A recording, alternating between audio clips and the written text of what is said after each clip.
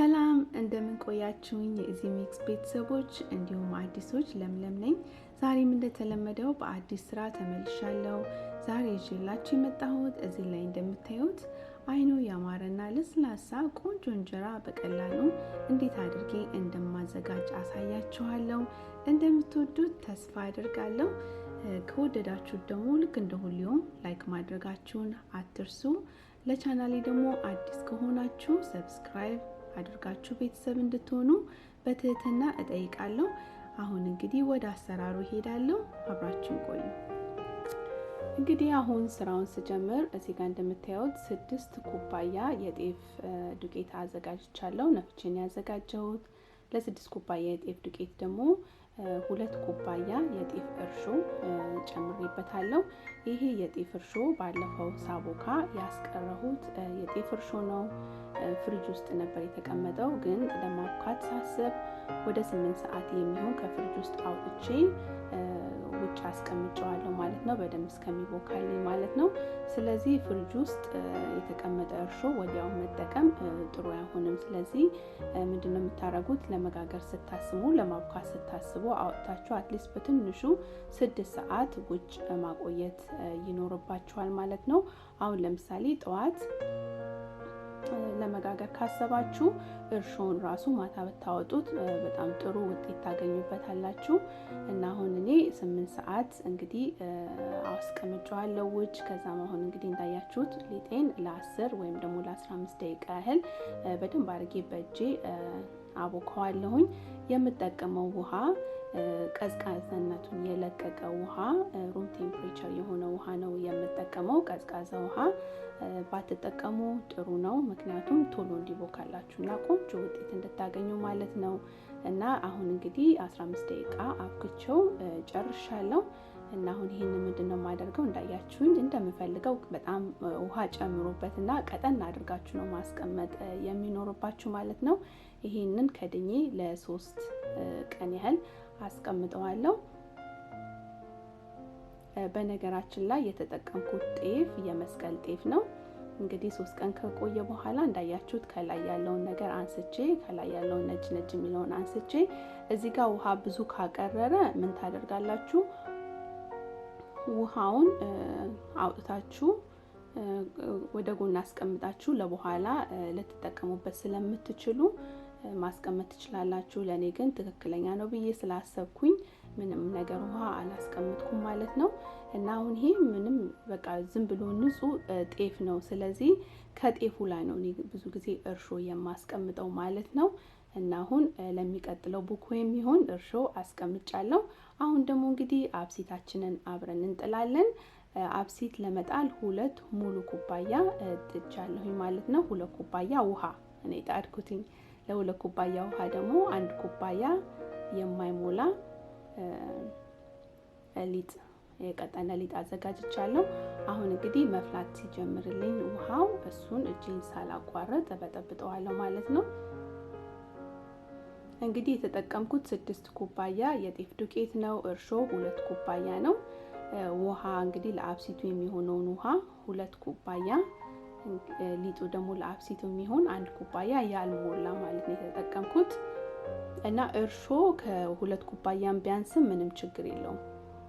እና እዚህ ጋር እንግዲህ መንተክተክ ጀምሮልኛል። 1-3 ደቂቃ ካንተከተኩት በኋላ ቀዝቀዝ እንዲልልኝ ጋዙን አጠፋዋለሁ። ያው ቀዝቀዝ እንዲልልኝ ማለት ያው 5 ደቂቃ ወይ 6 ደቂቃ ነው እንጂ በትኩስነቱ ነው የምከተው ማለት ነው። ይሄ ደግሞ ዘንጋዳ የምንለው ነው። እኔ የገዛሁት ከህንዶች ቤት ነው እና ወልማርት ውስጥም አለ። እንደገና ደግሞ ሆል ፉድ ስቶር ውስጥ፣ ሱፐር ማርኬት ውስጥ፣ ኢንዲያን ስቶር፣ የተለያዩ ቦታዎች በቀላሉ ልታገኟቸው ትችላላችሁ። እና የዘንጋዳውን እህል ማግኘት የማትችሉ ከሆነ ደግሞ በተመሳሳይ መልኩ የማሽላም መጠቀም ትችላላችሁ ማለት ነው። እና 1 ፍኝ ነው የተጠቀምኩት፣ ብዙ አይደለም። ያው እንግዲህ ዘንጋዳ ሁላችሁም እንደምታውቁት ስፔሻሊ ዳያቤቲስ ለሆኑ ሰዎች በጣም ብዙ ጥቅም አለው። እና ለዛ ብዬ ነው ይሄን እንትን ያልኩትኝ። እና ለማጎባጎብ ያህል ብቻ ነው የምጠቀመው።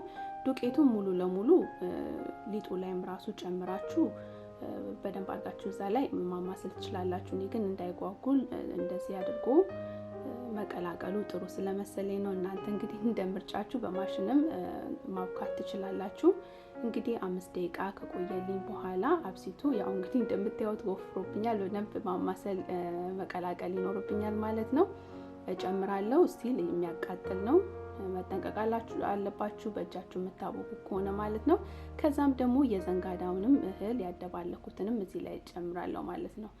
እና አሁን እንግዲህ እንዳያችሁት አብሲቱንም እንደገና ደግሞ ዘንጋዳውን ዱቄትም እንደፈለጋችሁ እዚህ ላይ አንድ ላይ ደባልቃችሁ ሁሉንም በማሽን መምታት ትችላላችሁ። ወይ ደግሞ እግዚአብሔር በሰጠን በእጃችን ገብተን በደንብ አድርጋችሁ ማማሰል ትችላላችሁና አሁን እዚህ ላይ ነው እንግዲህ አሁን ቅድም አቅራችሁ አስቀምጡት ያልኩት ውሃ አቅራችሁ ካስቀመጣችሁ እዚህ ላይ የወፈረ ከመሰላችሁ ትንሽ ከዛ ላይ መጨመር ይቻላል። እና የዛሬ የ3 ቀን እንጀራ ስለሆነ ምንም ችግር የለም። ውሃ እንኳን ካነሳችሁ ማለት ነው ከወፈረ ከመሰላችሁ ምን ታደርጉታላችሁ? ላይክ ለብ ያለ ውሃ በጣም ለሰስ ያለ ለብ ያለ ውሃ መጨመር ትችላላችሁ። ቀዝቃዛ ውሃ ከጨመራችሁበት ሊያበላሽባችሁ ይችላልና ተጠንቀቁ። እንግዲህ አሁን እኔ የ3 ቀን ቡኮ ስለሆነ የ3 ቀን እንትን ስለሆነ በ8 ሰዓት ውስጥ እንደምታዩት በደንብ ተክተክ ብሎልኛልና ይሄን ተመሳሳይ አገጋገር በ2 ቀን ውስጥም ጋግሬዋለሁ። እና በ2 ቀኑ ምንድነው የምታደርጉት? በደንብ ውሃ ጨምራችሁ ያቀረረውን ውሃ ነው እንጂ ውሃ እንኳን ራሱ ስትፈልጉ ከወፈረባችሁ ንጹህ ውሃ ከጨመራችሁበት ለብ ያለ ብዙም አይኑ ላያምር ይችላል። ስለዚህ አሁን እንግዲህ ዛሬ 3 ቀን ቡኮ ስለሆነ ያቦካሁት ያው ከወፈረባችሁ የቀረረው ካለ እሱ መጨመር ካልሆነ ደግሞ እንዳልኳችሁ ያው ለብ ያለ ውሃ መጨመር ትችላላችሁ። ምንም ችግር የለም ሳታበዙ ማለት ነው። አሁን እዚህ ጋር እንግዲህ እንደምታዩት ከ8 ሰዓት በኋላ ያው እንደተኮረፈረፈ ቆንጆ የሆነ ሽታው ራሱ በጣም ደስ የሚል ነው። ታውቁታላችሁ ሲኮረፈረፍና ከሽታው ቆንጆ እንጀራ እንደሚወጣላችሁ ማለት ነው። እሱን የተኮረፈረፈው እስከሚያልቅ ድረስ እኔ እንደማደርገው ያሽከረከራችሁ በደንብ ማማሰል ይኖርባችኋል ማለት ያው የተኮረፈረፈው እንዲወጣ ማለት ነው።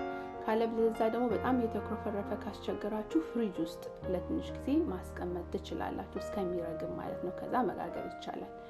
ይሄም መጥበሻውን ብዙ ሰዎች ከዚህ በፊት ጠይቃችሁኛል ከየት ነው የገዛሽው ብላችሁና ይሄንን የገዛሁት የዛሬ 6 ዓመት ሊሆን ይችላል። ረጅም ጊዜ ነው። ከሜሲስ ነው የገዛሁት እና አሁን ግን ሜሲስ የላቸውም። ከአማዞን ላይ ግን ቼክ አድርጌ ተመሳሳዩን አይቻለውና 13 ኢንች ነው። 13 ኢንች መጥበሻ ብላችሁ ፈልጋችሁ መግዛት ትችላላችሁ። የሚሸጠው ግን ካለ ክዳን ስለሆነ ክዳኑንም የ13 ኢንች ፈልጋችሁ መግዛት ትችላላችሁ። እንግዲህ አሁን የመጀመሪያ እንጀራዬን እያሰፋው ነው። የመጀመሪያ እንጀራ እንግዲህ እንደምታውቁት ያው አረፋውን ትንሽ አውጥቼ ስለሆነ ትንሽ አይኑ ቦግ ቦግ ያለ ነው የሚሆነው። ቢሆንም ግን ያው ከሁለተኛው ሶስተኛው የተስተካከለ ይመጣል ማለት ነው። ከዚህ በፊት ደግሞ እንደጠየቃችሁኝ የመስቀልን ጤፍ እንዴት አድርጌ ነው የገዛሽው ብላችሁ ለጠየቃችሁኝ ሰዎች የመስቀልን ጤፍ የምገዛ ሁሉ ጊዜ ኦንላይን ላይ ነው እና ነጩን ጤፍ ነው እንደምታዩት የምጠቀመው።